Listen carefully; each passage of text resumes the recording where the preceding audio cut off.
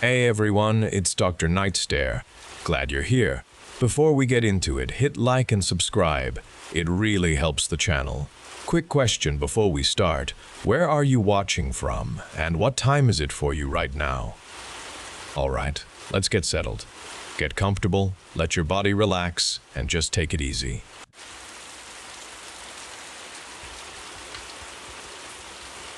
I turned the key in the lock of Grandpa's house. The front door opened into a quiet entry hall. The air inside carried the scent of old wood. Every room was perfectly arranged. His departure felt sudden. My grandfather, an expert fisherman, had drowned in the lake behind this house. The police called it an accident. That explanation brought no comfort. He had known those waters his entire life. He understood every hidden depth and every gentle current. The house stood immaculate, making his death feel impossible. I walked through the silent rooms. An ache filled my chest. The quiet brought more questions into my head.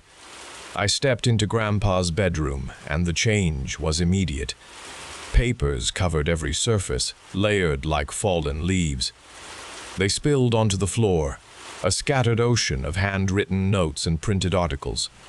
Books lay open, face down, on the bed and chairs. A strong, earthy smell, not unpleasant but unfamiliar, filled the air. I walked past a stack of worn journals, my gaze catching on a single sheet of drawing paper near the window. The sheet held a charcoal sketch, crude yet intensely detailed. It depicted a creature that seemed to shift between forms, part fish and part something else entirely. Fins morphed into limbs, scales rippled into skin, and its head appeared to change shape even as I stared. The image suggested motion within its fixed lines. My eyes traced the unsettling contours, and a strange wave of disorientation washed over me, a feeling of my own senses struggling to grasp the shifting reality portrayed on the page. I felt a prickling unease, realizing this chaos and this drawing were the last things my grandfather saw and made. I left the disarray of his bedroom. The house felt cold and emptier. I walked through the living room toward the back of the house. Large windows looked out over the property and the lake. My steps slowed. A strange light pulsed from the water. The light radiated from the lake's surface, vivid. Colors shifted within it, deep blues and greens swirling with bright yellows. The colors glowed, pulling my eyes. A deep pull began in my chest. A physical sensation started. My feet wanted to move toward the lake. An undeniable urge built inside me, a primal need to go closer. My mind tried to resist, but my body felt compelled. I walked to the back door. The air outside was cool on my face. The light pulsed stronger. It beckoned me. Then a soft voice echoed in my mind. I heard it not with my ears. The words formed inside my head. The voice was gentle and full of promise. It called my name. "Luke," it whispered, "come to us." It sounded seductive. The voice felt ancient. It felt powerful. It spoke of peace and understanding. It promised an end to my grief. I took another step, then another. The lake's glowing surface came closer. The voice grew louder in my thoughts, wrapping around my resistance. My feet crunched on the gravel path. My eyes fixed on the shifting light. My hand reached out, drawn toward the shimmering water. My hand reached out, drawn toward the shimmering water. My fingertips brushed the cool surface, and the water felt smooth against my skin. A jolt went through me as I stepped forward. My boot sank into the soft lake bed. The iridescent light pulsed around my leg, feeling warm and inviting. The soft voice in my mind whispered my name again. It offered peace and release from all my burdens. I felt a deep calm settling over me, and I took another step into the glowing water. Then a sharp, desperate cry tore through the air, piercing the calming whispers. "Luke! No! Don't you dare!" My head snapped up. Grandpa stood on the lake's edge, his face contorted with raw terror. His eyes were wide, and his hands reached out toward me, trembling. He looked solid but translucent, and the iridescent light from the lake flowed over him. He began to tremble, and his form wavered. The edges of his body began to blur, then flow away. He was melting, and his mouth opened in a silent scream. His features ran together, stretching and distorting. The image of him collapsed as his form imploded. It dissolved into the vibrant, swirling light of the lake. The light expanded and stretched, gathering itself into a monstrous shape. It was a vast, writhing mass of pure, shifting color. Fins rippled where skin should have been, and dark eyes formed and reformed within the iridescent depths of its body. It pulsed with a terrifying power. The chimerical creature from Grandpa's drawing had come alive, and it rose from the water before me, immense and horrific.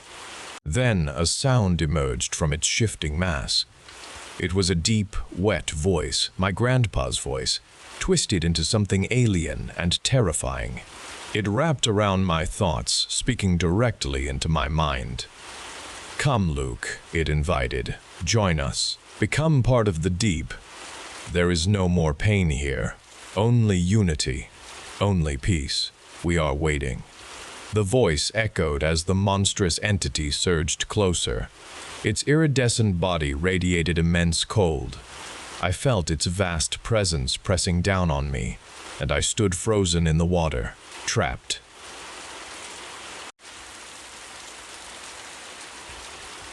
A quiet awareness settled upon my skin, an odd sensation I could not name or understand. It began deep within my arm, a fleeting, wandering tickle that drifted across the surface without finding a place to rest. I shifted, trying to dismiss the feeling, but it persisted. A light, almost teasing touch that moved from my forearm to my shoulder blade. There was nothing there, no brush of cloth, no stray hair, nothing to explain the peculiar crawling feeling that had taken root. A deep, unsettling current rippled through me, a primal unease born from this unbidden, inexplicable presence. It was barely noticeable, yet it commanded my full attention, demanding I acknowledge its inexplicable existence. The tickle would not dissipate. Instead, it solidified its grip, transforming into a countless scattering of sharp, tiny points. These prickles erupted across my entire form, reaching my scalp, my fingertips, and the soles of my feet. The sensation was rooted deep within my skin, a widespread internal invasion occurring beneath the surface of my body. It was a purely internal torment, a relentless uprising igniting every nerve ending, demanding my attention. Each prickle became a persistent demand, drilling into my consciousness with a maddening rhythm. The unease now screamed for acknowledgement. A widespread internal irritation diffused an insidious current through my entire bloodstream. I clenched my hands, forcing my fingers to stay open, fighting the desperate, growing compulsion to claw at my own flesh. The need to scratch swelled into an unbearable agony, a relentless pressure building with every passing second, compelling me to yield to its promise of relief. My muscles tensed, straining against the terrifying, powerful urge that promised only raw skin and reprieve. I could not escape the internal assault, a torment burrowing with each breath I took. The pressure became absolute. My will fractured and then vanished, consumed by the overwhelming need. My hands moved without conscious thought, fingers splayed, nails ready. I raked my arms, my chest, my legs, tearing at the fabric of my clothes and then the skin beneath. Each desperate stroke brought a momentary release from the relentless prickles. The pain was real, a searing agony that replaced the maddening itch. For an instant it felt like a triumph. My breath hitched as the skin broke, blood rising to the surface, warm and sticky. My nails found purchase, dragging across my flesh, leaving crimson lines and then deeper gouges. I watched the skin rupture, saw the tiny beads of red forming, then merging into streaks. This destruction seemed the only way to silence the internal torment. The skin was raw and broken, a visible testament to my futile resistance. A dull ache settled into the torn flesh, a constant reminder of my failure. The true torment did not vanish. It merely transformed. The prickles did not cease. They merely shifted, settling deeper into the wounded tissue. A new agony layered over the old, residing within the damaged cells themselves. The relief dissolved instantly, and the internal irritation returned, stronger now. There was nothing on my skin to scratch away, only the evidence of my own hands turning against me. A terrifying betrayal. The horror was complete. A torment created and sustained by my own mind. An inescapable internal reality.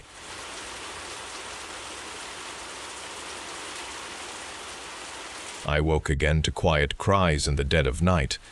The soft sound was a familiar disruption, reaching through the layers of sleep to pull me back to an unwelcome consciousness.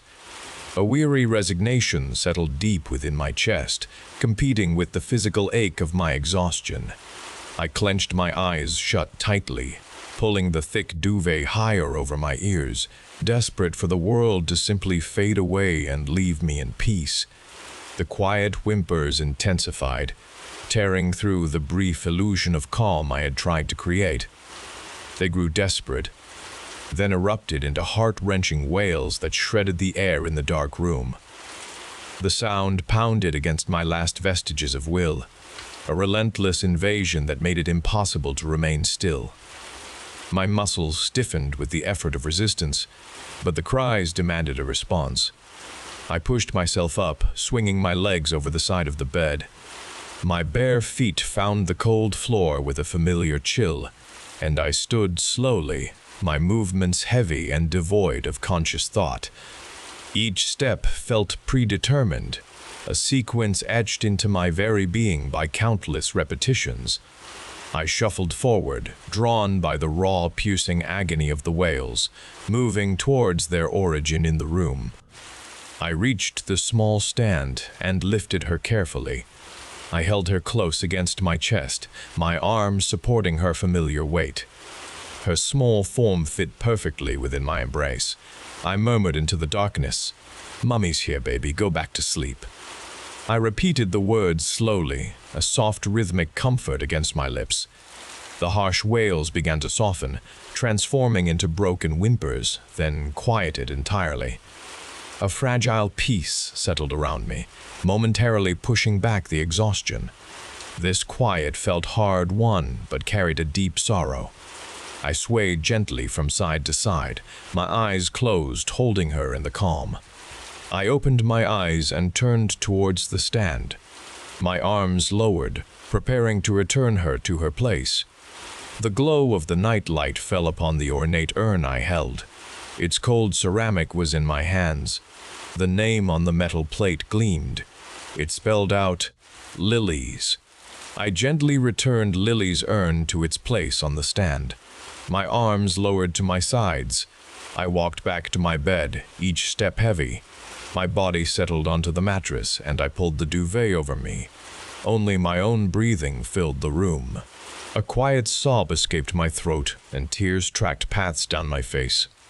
The quiet of the night settled around me, a cold, constant weight in the dark. I lay there, eyes wide open, staring at the ceiling, utterly alone.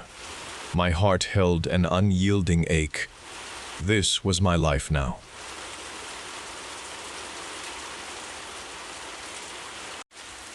David stumbled from the bar's warm interior, his laughter echoing against the brick buildings on the street. I stayed close, a hand hovering near his arm, guiding him away from the busy curb. The damp night air felt cool on my face as we began our walk toward the subway station. He talked without pause, his voice thick with alcohol, weaving tales of his evening. I listened mostly, a familiar wave of detachment washing over me as he recounted his exploits. He clapped my shoulder hard, nearly making me lose my balance on the cracked pavement. "You remember that girl I was telling you about earlier?" he asked, his eyes wide with a foolish, drunken glee. "The one with the serious boyfriend. Turns out he's a real soft touch. It was no problem at all." My lips pressed together in a thin line. David's world remained perfectly simple, perfectly self-serving, always. David's focus drifted then, as it always did. Whatever happened to Ellis anyway? He slurred, pushing a hand through his messy hair. He just vanished, didn't he? One minute he was there, next minute gone, poof. He laughed, a sharp sound that scraped against the quiet night. Guess he couldn't hack it. I walked beside him, feeling the uneven rhythm of my own steps. Ellis had been a quiet kid, always on the fringes. David never really cared about anyone unless they served his purpose. Speaking of people who couldn't hack it, David continued, oblivious. "You remember Crazy Maddie? What a mess that was. Always crying, always making a scene. And then she just offed herself. Good riddance, honestly. Saved everyone a lot of trouble." He kicked at a loose stone on the sidewalk. My breath caught in my throat. I felt a cold knot tighten in my stomach. The image of Maddie's terrified eyes flashed through my mind. I remembered her hunched shoulders in the hallway. David's words were a physical blow. He never saw the pain he caused. He never saw anyone but himself. A slow, burning anger built beneath my calm exterior. He truly had no idea. We reached the platform, the chill of the concrete seeping into the air. I looked up at the security camera mounted above us, then nudged David slightly, guiding him toward the far end. "Right here," I said, my voice low, indicating the section of wall just beyond the last support pillar. "This exact spot is a blind spot. The camera lens doesn't reach this far." I remembered other blind spots. Specific corners of the high school hallways, the backs of the gym bleachers. Those unobserved spaces were where Maddie always tried to disappear. She sought them out, believing no one would see her. My jaw ached. David's casual contempt, his words about her, felt like a fresh cut. He never knew, not even now, that Maddie was my cousin. I had kept that secret locked away, buried deep, a devastating truth. The air vibrated, a distant roar growing into a thunderous arrival. The express train rushed from the tunnel, a dark, unstoppable force. I turned fully toward David, my voice a flat line against the oncoming sound. "You are empty, David," I told him. "You are just a void, taking from everyone and leaving nothing but ruin. You never even knew the damage you inflicted." His drunken eyes widened, suddenly clear with dawning comprehension. I pressed hard against his chest, a sudden, powerful shove. He lost his footing. He pitched forward into the dark space between the platform and the steel tracks. The train's immense bulk swallowed him whole, a sickening crunch of metal and bone instantly drowned out by the shriek of the wheels. The train's immense body vanished into the tunnel, leaving only a fading roar. I stood at the platform's edge, observing the tracks where David's body now lay. A slow, contented smile shaped my mouth. This justice felt even more satisfying than when I had pushed Ellis from the mountain summit. Ellis had shrieked as he plummeted, his cries diminishing with the distance. David's end was a simpler sound, a sharp, quick impact against the steel. This had been a long, deliberate project. Eradicating the empty individuals like David and Ellis was a necessary undertaking. Their kind poisoned everything they touched. I had a long list of others who still required my attention.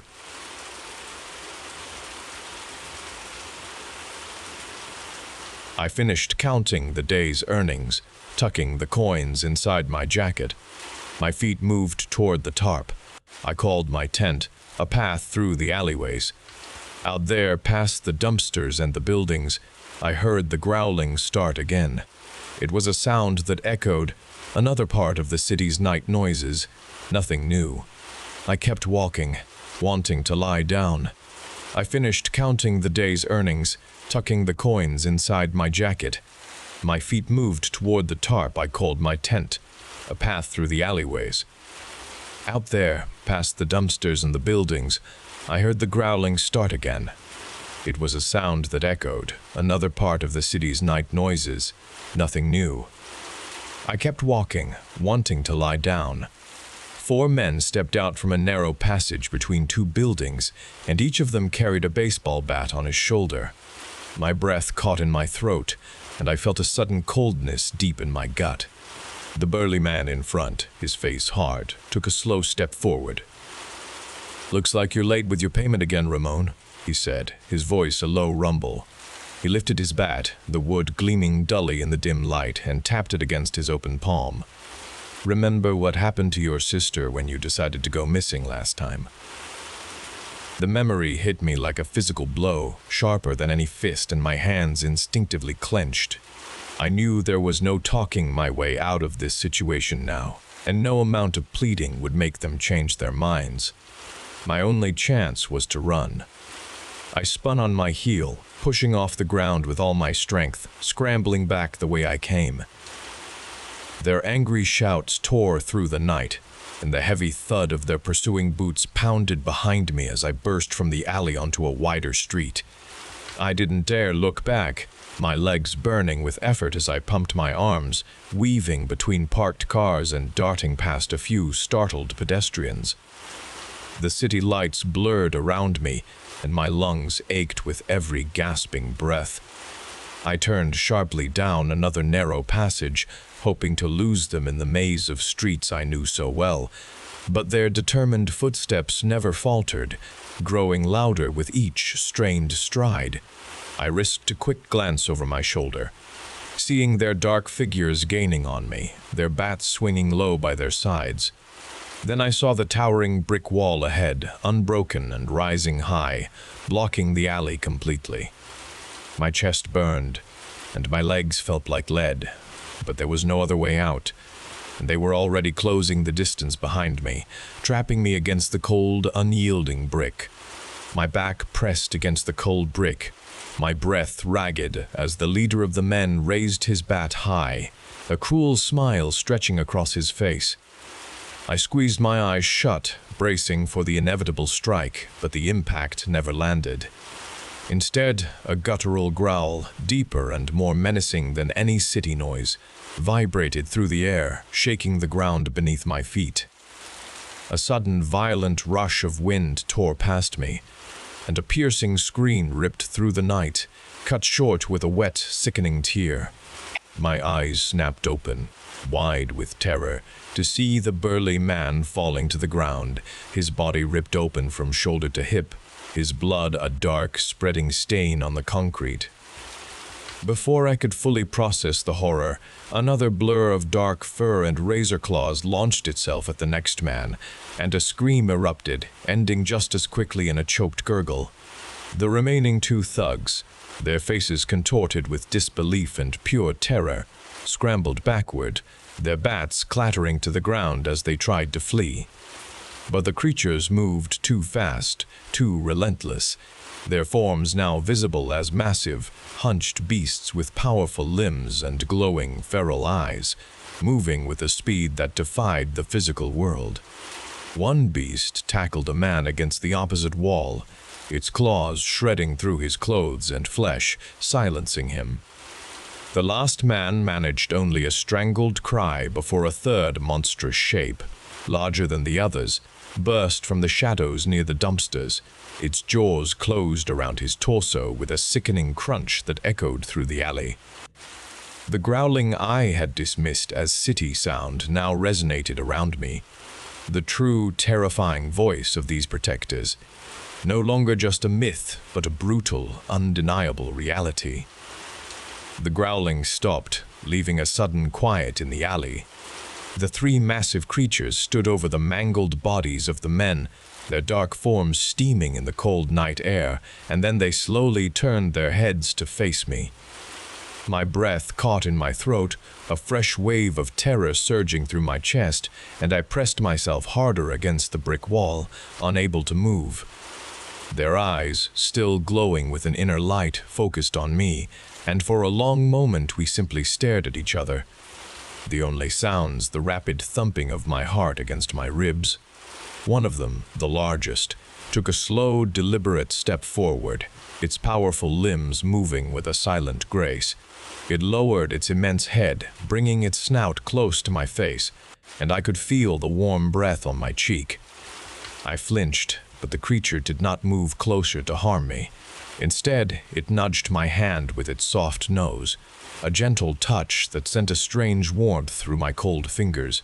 The other two creatures remained motionless, watching, their glowing eyes fixed on me with an intensity that promised both protection and a terrifying mystery.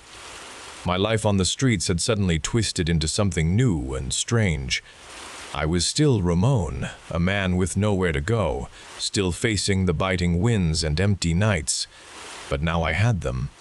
They became my silent, monstrous guardians, sharing my meager meals, sitting just out of sight in the deeper shadows of the alleyways. We would walk the deserted streets together, unseen by the rest of the city, an enduring secret of the urban night.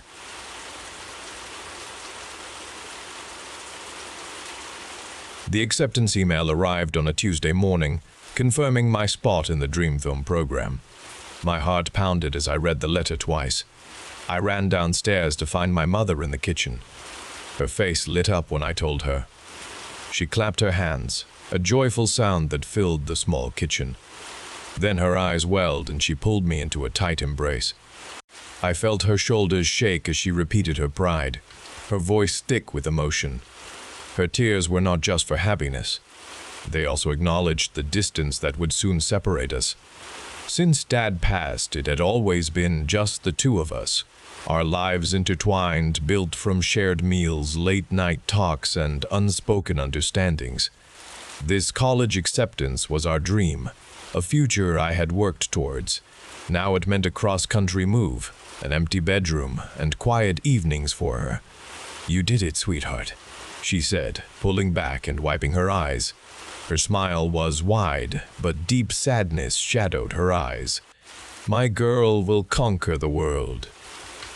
I smiled back. "We did it, Mom." The thought of leaving her alone tightened my chest. Her strength felt tied to my presence, to our daily rhythm. My excitement for a new life came with a persistent worry for her. The summer months dissolved into a blur of shopping lists and college dorm inventories. My mother meticulously orchestrated every detail of my departure, transforming our home into a staging ground for my new life. She insisted on accompanying me to every store, from department giants to small boutique shops, and her energy never wavered. We spent entire afternoons discussing the merits of various desk chairs and the precise shade of blue for my new bedding, always with her making the final selection. Her help started feeling more like a comprehensive takeover. When I suggested packing my comfortable old duvet, she quickly found a new hypoallergenic option online, citing health benefits I had never considered. My old belongings, sentimental treasures from childhood, were deemed unsuitable or simply unnecessary. She would smile, a bright, unwavering expression, while gently but firmly dismissing my choices. I often saw a quick tightening around her eyes, a flicker of something almost frustrated whenever I tried to assert an opinion or express a preference that strayed from her meticulously laid plans. She bought an expensive set of noise-canceling headphones, explaining they would keep me safe in a new city and ensure I could study without distraction. Then she purchased an advanced security camera for the dorm room, insisting it was essential for my protection, even after I told her dorms usually did not allow such things. Her reasons were always presented with loving concern, yet the insistence behind them became increasingly absolute. I began to sense a deeper struggle beneath her determined cheerfulness, a desperate clinging to control she could not voice directly. Her perfect smile masked a growing resistance to the idea of letting me go, a silent battle playing out in every choice she made. The car was packed, its engine running, signaling the impending journey. Just as I reached for the passenger door handle, my mother stopped me. She pointed to an old end table in the living room, a piece from my grandmother's house. My mother insisted it needed to go into the basement, saying it would be put away properly before we left. I followed her direction, stepping down the wooden stairs that led into the basement. I reached the bottom step. The door above me closed with a soft click, then a heavier sound followed as the deadbolt slid into place. A cold feeling spread through my stomach, replacing the earlier excitement. My mother's face appeared at the small window high in the door, her eyes shining with joy. Her wide smile held an unsettling contentment. "You are home now, sweetheart," she said. Her voice was light and musical. "You will never leave me." I turned, seeing the entire space was transformed. Soft carpet covered the floor. A patterned rug lay in its center. A comfortable bed with new bedding stood in one corner. Bookshelves full of my favorite authors lined the wall facing the stairs. A small desk with a computer sat ready beneath a new light fixture. A kitchenette occupied another wall, clean and bright. The air was warm and smelled of fresh paint. It was a small apartment, perfectly organized. It was my new room.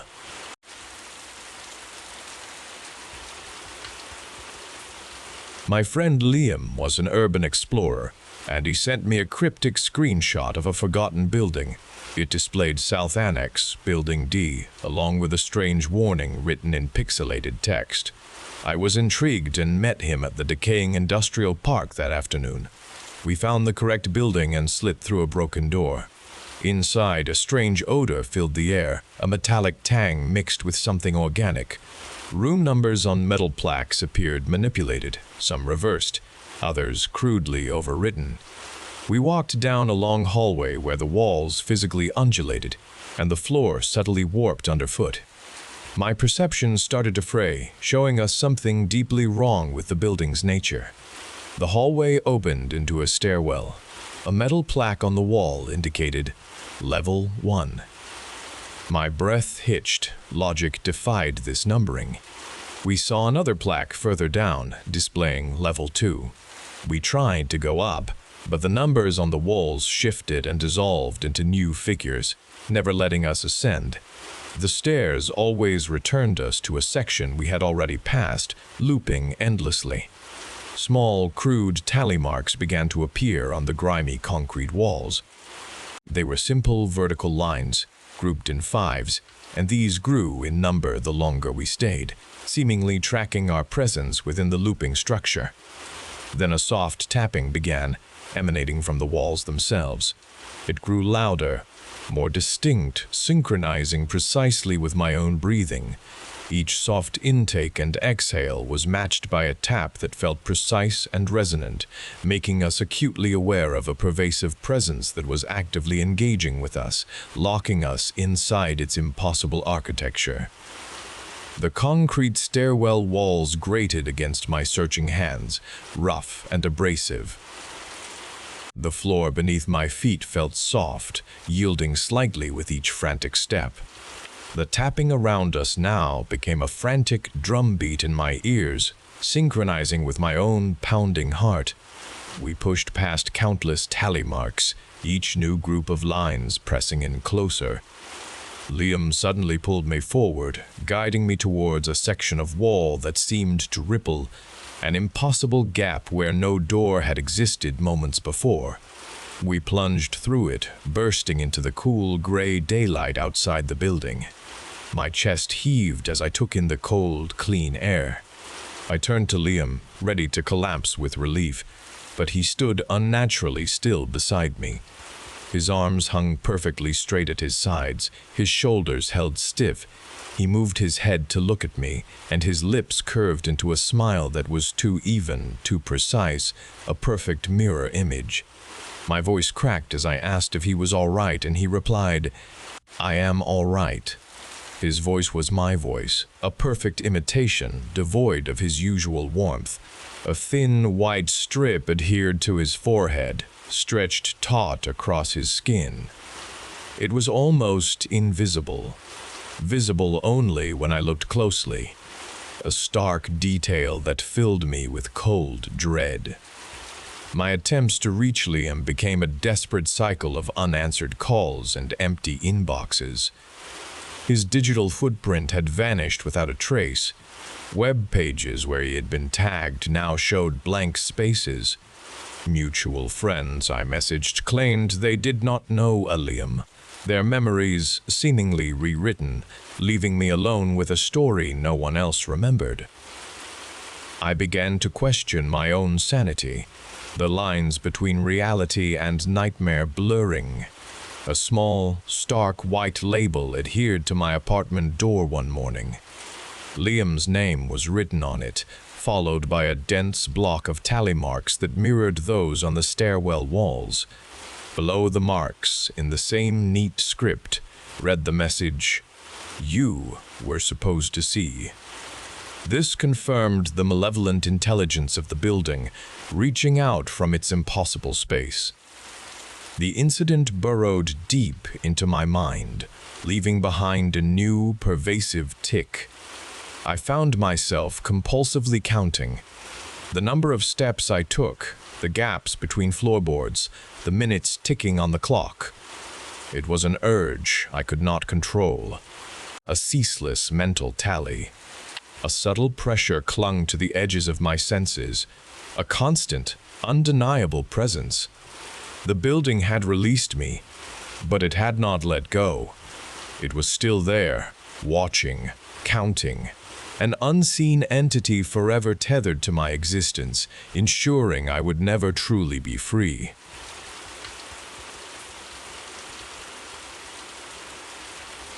I was scrolling through Instagram one evening when a follow request from Optimus, Prime 33s, appeared.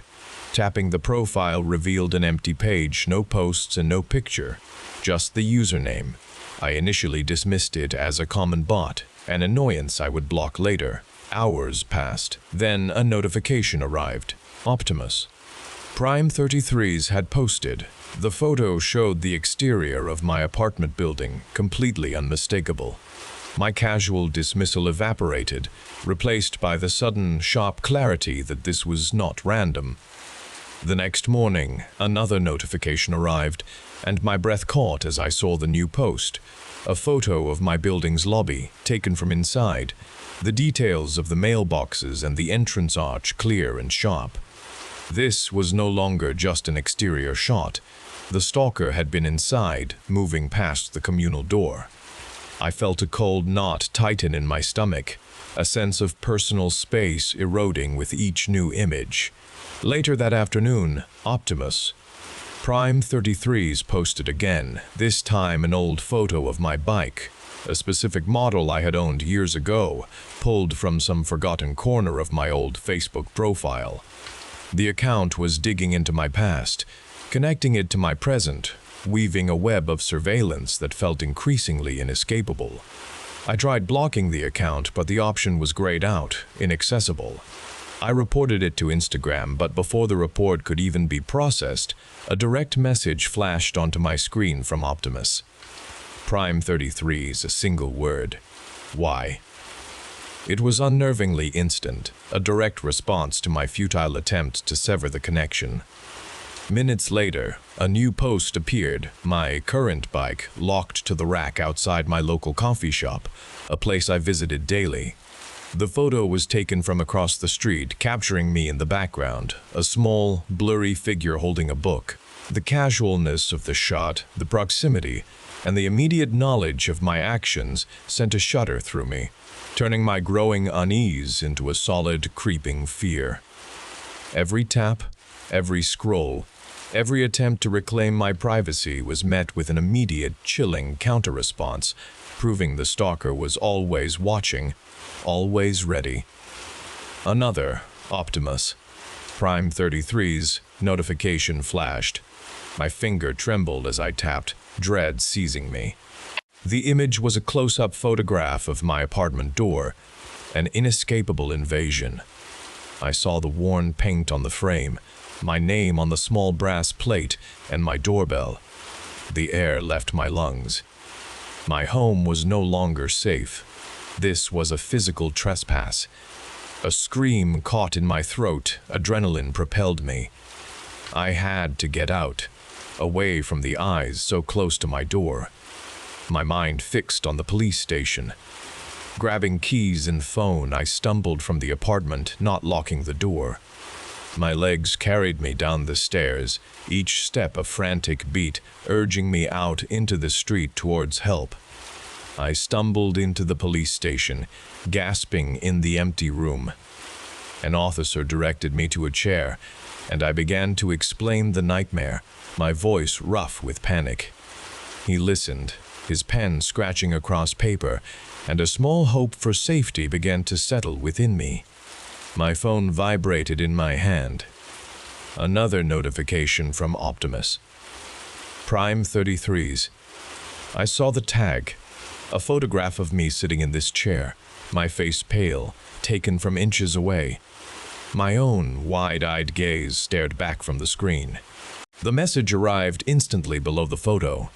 This won't help. The words confirmed an immediate, inescapable presence, silencing any thought of escape.